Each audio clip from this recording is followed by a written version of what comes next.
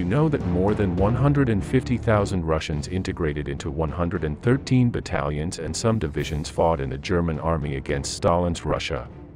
Did you also know that either during the Soviet Union or its later stage, it is forbidden to talk about this issue because the Soviets imposed the vision that all the Russian people were united against the German invader?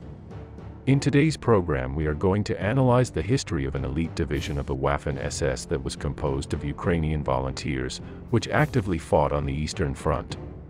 But first, let's make a brief historical introduction. All World War II analysts agree on one thing. If Germany had attracted the Ukrainians to her side, and treated them as an ally, the end result of the war would have been very different.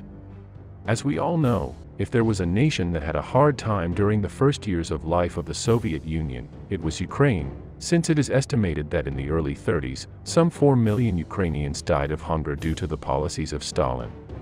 Previously, the Ukrainian nationalists had lost their War of Independence, in which they had tried to establish themselves as an independent state, after the internal crisis of the Austro-Hungarian Empire and Tsarist Russia. These two events made the Ukrainians feel very oppressed by the Soviets, and they would no doubt take any opportunity to get rid of them. On June 22, 1941, the German army invaded the Soviet Union and entered its territory in an overwhelming way. By the end of August, the Germans reached the outskirts of Kiev, and a month later they conquered the city in a siege operation in which they bagged and captured more than 650,000 Soviet soldiers. After this they continued to advance and take the city of Kharkov by the end of October.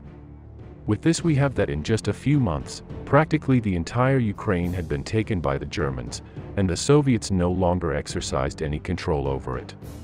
In many cities, for example in Kiev itself, the Germans were received with great enthusiasm among the population and hailed as liberators. However, they soon discovered that the Germans were not going to give them any independence or sovereignty, and that they intended little less than to colonize them, so their lives were going to change little under this new domination.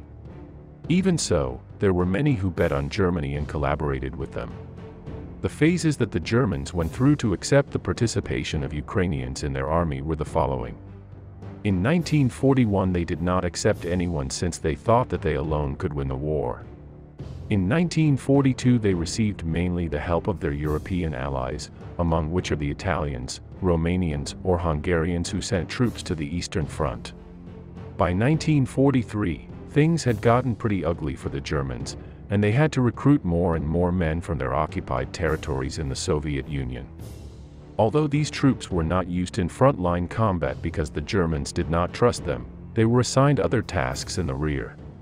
By early 1944, many of these battalions were sent to the Western Front to defend the Atlantic Wall, as there was no danger of them changing sides on the Eastern Front. However, once the Allies landed in Normandy, many of these units surrendered without a fight. It was in this context of desperation, when the Germans had been almost completely expelled from Soviet territory, that this famous Waffen SS unit was created with Ukrainian volunteers. The idea of organizing a division of volunteers from the Ukrainian region of Galicia was proposed by the German governor of the district, Otto von Wachter. At the beginning of March 1943, this governor proposed to Himmler the creation of a Waffen SS Division, made up of Galician volunteers for regular combat on the Eastern Front.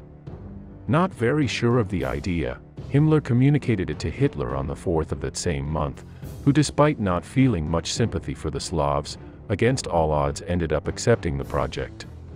At this time the situation for Germany was still not as dramatic as it would be a few months later, so the requirements to enter this unit were very high. According to the regulations, the candidates could be of Ukrainian nationality or of the German minority that existed in the region. They could profess the Greek Catholic religion, and would be trained to fight in the front line and not in the rear, as the battalions of Russian soldiers who were already collaborating in the German army did. In addition, they promised to fight exclusively against the Soviet Union on the Eastern Front and never against Great Britain or the United States on the Western Front. Finally, they would have the right to organize cultural activities typical of the Ukrainian tradition, and the relatives of the volunteers would enjoy assistance and social benefits. To recruit these volunteers, many rallies were held and many posters were put up throughout the region. Finally, more than 80,000 volunteers signed up, which completely exceeded the number of soldiers that had to form the division. Little by little, all these candidates had to be filtered until they were left with some 30,000 troops who began to be trained for combat. The uniform of this newly created 14th Ukrainian Grenadier SS Division, Galizien, was the same as the rest of the Waffen SS clothing. Only the patches on the collar and cuffs changed, with the Lion of Galicia on a blue background, although the Ukrainian trident was also used on occasions. They also had the decal on the helmet of the national flag with the colors yellow and blue in horizontal stripes. After training that took place during the last months of 1943, in which the German army lost much of the territory it controlled in the Ukraine, this division entered combat in February 1944. Although its intention was to fight in front line against the Red Army, for reasons of urgency, his first mission had to focus on suffocating a strong communist guerrilla that was in the province of Galicia. During the next months of the conflict, they were fighting in all kinds of anti-partisan actions, in many regions that Germany controlled in Europe, which included France, Yugoslavia, and Holland. It should be noted that despite the fear that the Germans had that these units would change sides, only 600 soldiers left the division, although not to go over to the enemy, but to join the Ukrainian insurgent army, which was also fighting alongside the Germans, against the Red Army. Obviously, they couldn't change sides either, since they were executed immediately by the Soviets, given the slightest suspicion of having collaborated with the Germans. Many of the Russian battalions that later surrendered to the Western Allies were handed over to the Soviets, and most were sent to Siberia or executed on the spot. In any case, the first combat action of this unit on the Eastern Front against the Red Army is in the summer of 1944, in what is known as the Battle of Brody. At the end of June, the 14th Division of the Waffen SS was defending a front of about 80 kilometers, along with 6 other divisions of the German army near the city of Lviv. The Soviet offensive began on July 13 and quickly broke through the German line, laying waste to everything in its path.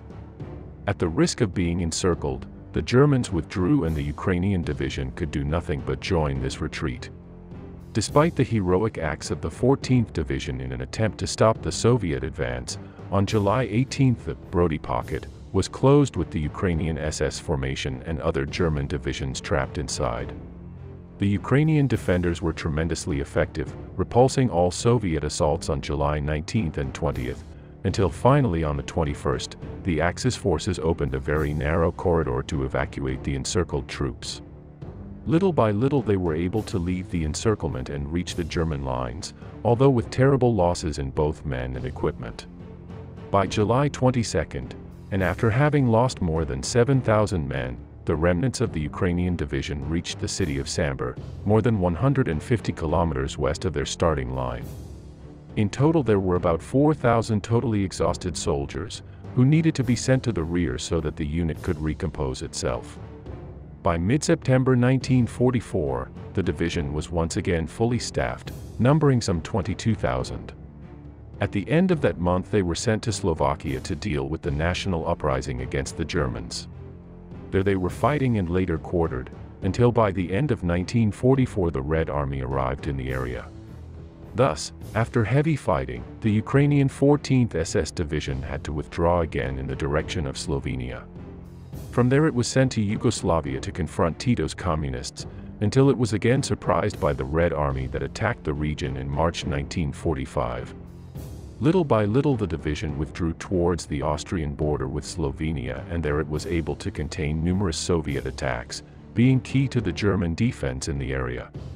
When all was lost in early May 1945, most of the division withdrew from the sector, heading for the western border of Austria to surrender to the Americans on May 12. The number of this troop that surrendered was about 8,200, while another much smaller group joined the Ukrainian insurgent army, to continue a guerrilla struggle in Ukraine against the Soviets that would last for many years. The fate of the more than 8,000 prisoners of the Galizien Division was about to become tragic, if, as the Soviets demanded, these men had been handed over to Moscow.